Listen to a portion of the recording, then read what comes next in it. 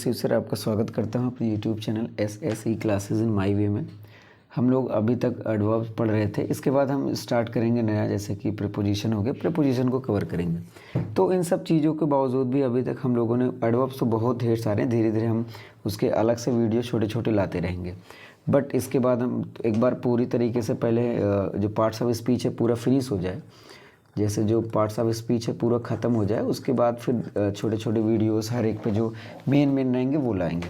तो अभी मुझे लगता है let's finish adverbs, there after we gonna start next. So आज हम जो बताने वाले हैं आपको ये है कि सो और टू में क्या फ़र्क होता है और इसे हमें कैसे यूज़ करना होता है। Because we sometimes commit mistakes, हम कई बार क्या करते हैं गलती, समटाइम्स ना कह के आप कह सकते हैं usually when students going to use, जब एक बच्चा यूज़ करने जाता है तो वो बहुत बारी गलतियाँ कर देता है, जब वो सो या टू में यूज़ करता है उसमें बहुत फ़र्क होता है।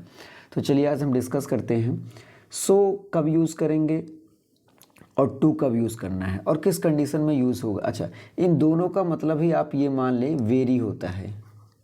इन दोनों का मतलब आप क्या मान सकते हैं, वेरी या मच, इसका मतलब होता है कि बहुत ज़्यादा। ये दोनों का मतलब यही है। आप इनकी जगह पर वेरी की भी यूज़ कर सकते हैं, मच का यूज़ कर सकते हैं, लेकिन इनके जो बेसिक यूज़ होते हैं कि जहाँ पर ये पर्टिकुलर यूज़ होंगे उस वहाँ पर आप वेरी का यूज़ नहीं कर सकते, लेकिन जनरल टर्म्स में आप यूज़ कर सकते हैं। अभी मैं एग्जाम्पल भी हम लोग देखेंगे कि कहाँ यूज़ कर सकते हैं, कहाँ नहीं यूज़ कर सकते हैं।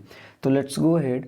देखिए सो यहाँ पर आपको यूज़ करना है, so should not be used without that, मतलब सो का जब भी यूज़ आप करेंगे, ठीक है, सो का जब भी आप यूज़ करेंगे तो वहाँ पर दैट आना चाहिए, ठीक है, मतलब क्लॉजेज एक नए नेक्स्ट आएंगे। और दूसरा, और टू का जब भी यूज़ करेंगे हम एडवर्ब की तरह, तो वो बिना इन्फिनिटिव के नहीं यूज़ हो सकता, वहाँ पर इन्फिनिटिव ज़रूर आना चाहिए। वो कैसे हम आगे अभी डिस्कस करते हैं। तो पहले हमने आपको क्या बताया कि भाई सो अगर आपने यूज़ करा है तो उसके साथ दैट भी आएगा, ओके।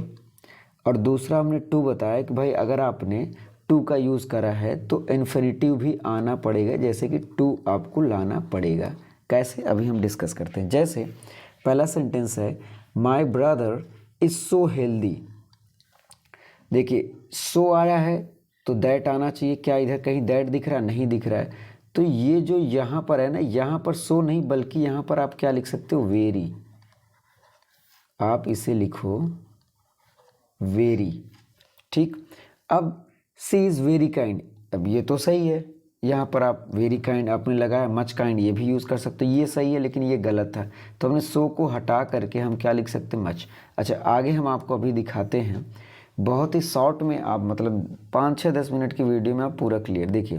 दूसरा पॉइंट ये, she is too poor, she is too poor to study further, मतलब वो इतना गरीब है कि आगे नहीं पढ़ सकता।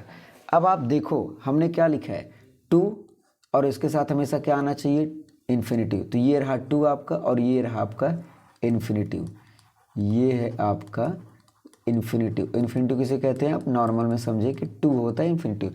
तो टू भी आया है एडवर्ब और इसके साथ टू आया है, तो स्टडी फर्दर। अब इसका मतलब ये क्या, ये सही है। अब यहाँ पर आप वेरी नहीं लगा सकते हैं, ना ही सो लगा सकते हैं। हाँ, सो अगर लगाएंगे तो यहाँ टू की जगह दैट आएगा। जैसे सी इज़ सो पुअर, आपने क्या लगाया, सो का यूज़ किया, ऑफ कोर्स किया। तो यहाँ पर अगर आप टू लगाते तो गलत हो जाता, इसलिए हमने क्या यूज़ करा है, दैट का यूज़, ठीक। She is so poor that she can not study further, वो इतनी गरीब है कि आगे अब पढ़ाई नहीं कर सकती। इसका मतलब ये है कि सो जब भी आएगा तो वो दैट से फॉलो किया जाएगा, और अगर टू आता है तो वो प्रोसीड ये फॉलो किया जाता है टू से। तो इन्फिनिटिव के साथ, जैसा कि हमने अभी पिछले ही आपको दिखाया कि so should not be used without that, ये बिना दैट का यूज़ नहीं किया जाना चाहिए, पहली कंडीशन। और दूसरा टू है, ये भी बिना इन्फिनिटिव का यूज़ नहीं किया जाना चाहिए, ठीक। आगे आप देखिए, आगे में क्या है कि she is too poor to study, तो इसके साथ इन्फिनिटिव आना चाहिए, यहाँ पर इन्फिनिटिव है। यहाँ पर देखिए सी इज़ सो पुअर दैट, सो के साथ दैट भी आना चाहिए, तो ये भी आ गया। सी कैन नॉट स्टडी फर्दर, वो आगे नहीं पढ़ सकते, ठीक। अगला देखिए, सी इज़ टू हेल्दी।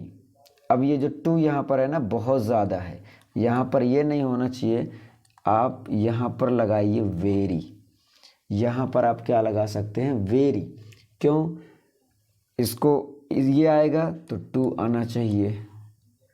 अब अगर लगा it is too bad, it is too bad, तो ये भी क्या हो जाएगा।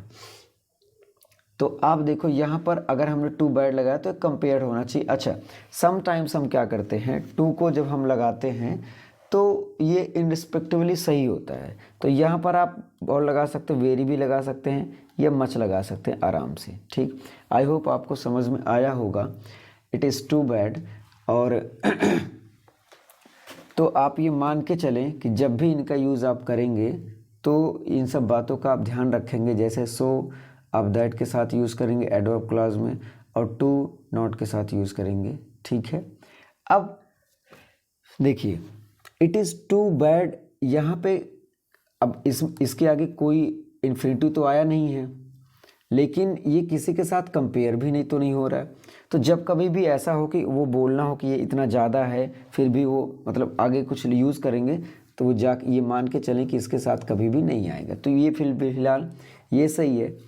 और इसके जगह पर आप वेरी का भी यूज़ आराम से कर सकते हैं। आप ऐसे भी लिख सकते हैं, it is very bad. Okay, तो यहाँ पर टू नहीं बल्कि वेरी होना चाहिए। तो इस तरीके से मुझे लगता है आपको चीज़ें क्लियर हो गई हैं। आई होप आपको समझ में आया होगा। फिर भी अगर कोई डाउट हो तो हम आगे से कुछ और करेंगे। जैसे ये एडवर्ब हो गया, तो प्रीपोजिशन स्टार्ट करने की कोशिश करेंगे। प्रीपोजिशन में भी बहुत मज़ा आएगा क्योंकि वो बहुत ज़्यादा ज़रूरी होता है। तो एडवर्ब तो बहुत ढेर सारे हैं, हालांकि धीरे धीरे ये भी है, ऐसे बहुत ढेर सारे हैं। आई होप आपको समझ में आता है। और एक और रिक्वेस्ट है कि आप वीडियो को लाइक करते हैं तो लोगों तक शेयर भी करें, और जो भी प्रॉब्लम हो तो ज़रूर करें। आई होप आपको समझ में आया होगा। आप सभी लोगों को मिलते हैं नेक्स्ट वीडियो में। जय हिंद।